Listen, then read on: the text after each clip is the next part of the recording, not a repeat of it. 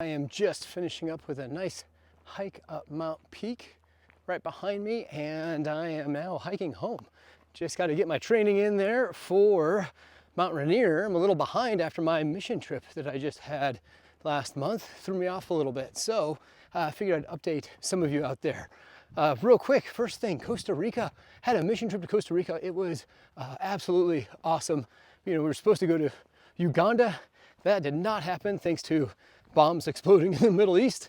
We're going to be setting up a trip this summer that is going to be taking people who've never really gone on missions before. Kind of an entry-level mission trip, so to speak. We're going to be taking them down and doing some work with the locals down there.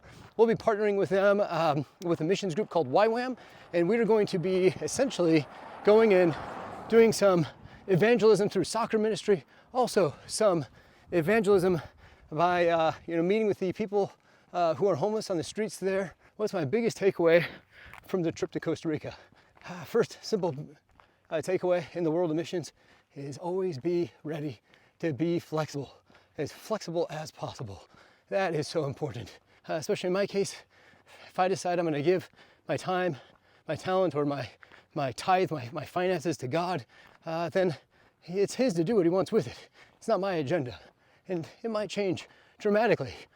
In fact, it might even change continentally. So it just kind of depends on the situation. Next big takeaway from Costa Rica: loneliness. Man, loneliness is big. So there we were, final day in Costa Rica. My wife and I are scouting out the country, figuring out where we're gonna go. Our last dinner, Colombian restaurant, really cool place. Hanging out with a waiter. They're about to close. We're the last ones in the restaurant. So he's just chatting with us. And we just, in my poor excuse for Spanish, we get a chance to kind of talk about our lives. We talk about what we're there for, what we're doing as missionaries. And he's telling us about his life. And we asked him one simple thing. Can we pray for you? Can we just take a moment and just pray for you? What's on your heart?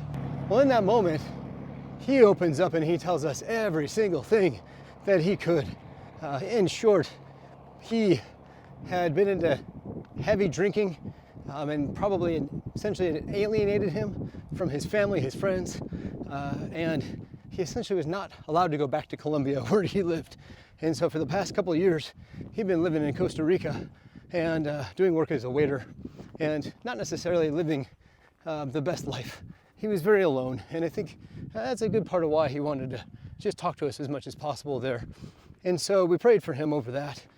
Met with another guy during that moment, and he was a Christian, and he goes to a church in the area, and we connected the two gentlemen. They were friends already, but encouraged them to build that connection and to get to church. The takeaway from that, though, is loneliness and isolation. We're just not made, we're not built to be alone. We're made to be in fellowship. We're meant to be around other people. If you need to connect somewhere, look at a local church. They're not perfect people. None of us are. This side of heaven, we're definitely not. But for the most part, people are striving to follow God in churches. And if you're at a church where they're not, find a different church. There are many great churches out there that will help to build you up and to become your community, help you to understand the gospel a little better and what our purpose is here on this earth. Loneliness will get you. Try to be connected. And to take some advice from a friend of mine, once you get connected to a group, really get integrated. Become part of that group. Show up early, stay late, and get involved. It's a great way to make connections. I've known people who've been at churches for years and just say, yeah, I don't really know anyone.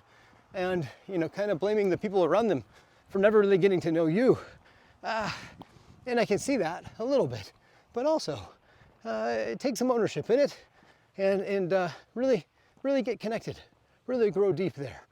If you're following Jesus, or if you want to know more about that, feel free to reach out to me. But if you're following Jesus, get connected with a church if you find yourself being lonely. It's a beautiful view of Mount Peak. How nice is that? I tried to show you Mount Rainier, but it's behind my big head right now. Yeah, have a good rest of your day, everyone.